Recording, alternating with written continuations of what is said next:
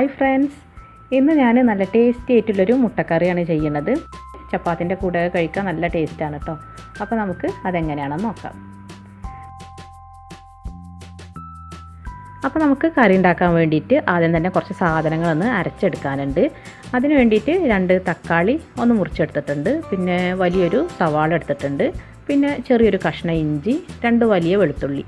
ഇത്രയാണ് ഞാൻ എടുത്തിട്ടുള്ളത്. ഇനി നമുക്കിത് മിക്സിയിലിട്ടിട്ട് നന്നായിട്ടൊന്ന് അരച്ചെടുക്കാം. അപ്പോൾ ഇത് മിക്സിയുടെ ജാറിലേക്ക് ഇടുമ്പോൾ ആദ്യം തന്നെ തക്കാളി ചേർത്ത് കൊടുക്കുക. എങ്കിലേ നമുക്ക് എക്സ്ട്രാ വെള്ളം ചേർക്കാതെ ഈ തക്കാളിയിലുള്ള വെള്ളം കൊണ്ട് തന്നെ ഇത് നന്നായിട്ടൊന്ന് അരഞ്ഞ് കിട്ടുള്ളൂ. അപ്പോൾ നമുക്കിത് അരച്ചെടുക്കാം.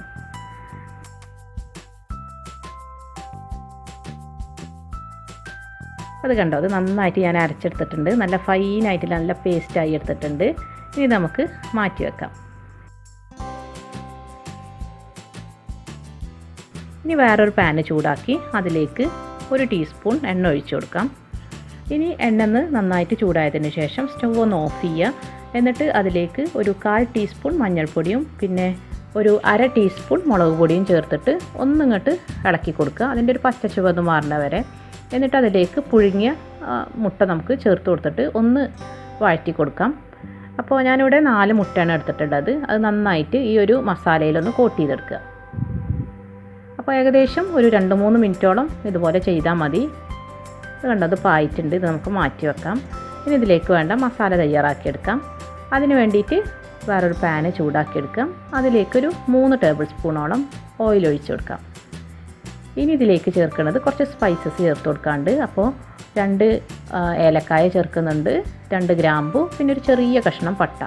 ഇതെല്ലാം കൂടെ ഒന്ന് പൊട്ടി വരുമ്പോൾ അതിലേക്ക് കുറച്ച് കറിവേപ്പിലയും ഒരു 2-3 പച്ചമുളകും കൂടെ ചേർത്ത് കൊടുത്തിട്ട് നന്നായിട്ടൊന്ന് വഴറ്റി കൊടുക്കുക. ഇതൊന്ന് വഴണ്ടി വരുമ്പോൾ അതിലേക്ക് നമുക്ക് കുറച്ച് മസാലപ്പൊടികൾ ചേർക്കാനുണ്ട്.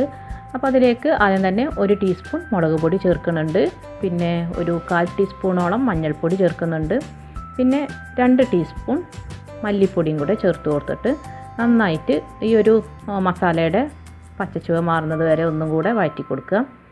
അപ്പോൾ ഇതിൻ്റെ മുളക് പൊടിയുടെ അളവൊക്കെ വേണമെങ്കിൽ കൂട്ടി കൊടുക്കാം കേട്ടോ.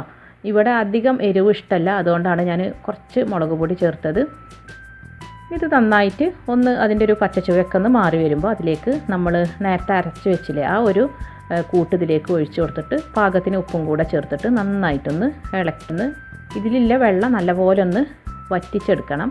അപ്പോൾ എണ്ണ ഇങ്ങനെ തെളിഞ്ഞ് വരും. അത്ര നേരം നമ്മൾ മീഡിയം ഫ്ലെയിമിലിട്ടിട്ട് നല്ല പോലെ ഒന്ന് വറ്റിച്ചെടുക്കുക.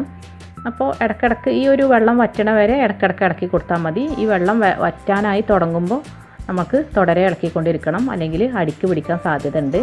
അപ്പോൾ നമുക്ക് നോക്കാം.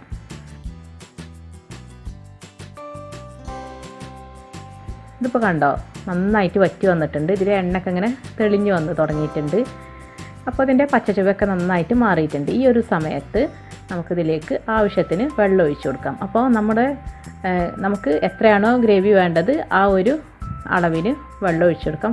കുറച്ച് തിക്കായിട്ടുള്ള ഗ്രേവി ആയിരിക്കും ഇതിലേക്ക് കൂടുതൽ ടേസ്റ്റ് ഉണ്ടാവുക. അപ്പോൾ ഞാനിവിടെ ഏകദേശം 1 കപ്പോളം വെള്ളം ഒഴിച്ചു കൊടുക്കണുള്ളൂ.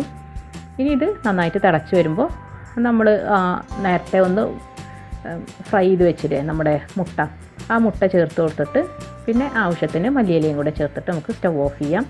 ഇത്രയേ ഉള്ളൂ. നമ്മുടെ ടേസ്റ്റി ആയിട്ടുള്ള മുട്ടക്കറി ഇവിടെ റെഡി ആയിട്ടുണ്ട്. അപ്പോൾ എല്ലാവരും ഇതൊന്ന് ട്രൈ ചെയ്ത് നോക്കൂ കേട്ടോ. നല്ല ടേസ്റ്റാണ്. ചപ്പാത്തിൻ്റെ കൂടെയാണ് ഇത് ബെസ്റ്റ് കോമ്പിനേഷൻ. അപ്പോൾ എല്ലാവരും ഇതൊന്ന് ട്രൈ ചെയ്ത് നോക്കിയിട്ട് ഫീഡ്ബാക്ക് തന്നെ അറിയിക്കുക. ഇനി വീണ്ടും പുതിയ പുതിയ റെസിപ്പീസുമായി കാണുന്നത് വരെ താങ്ക് യു.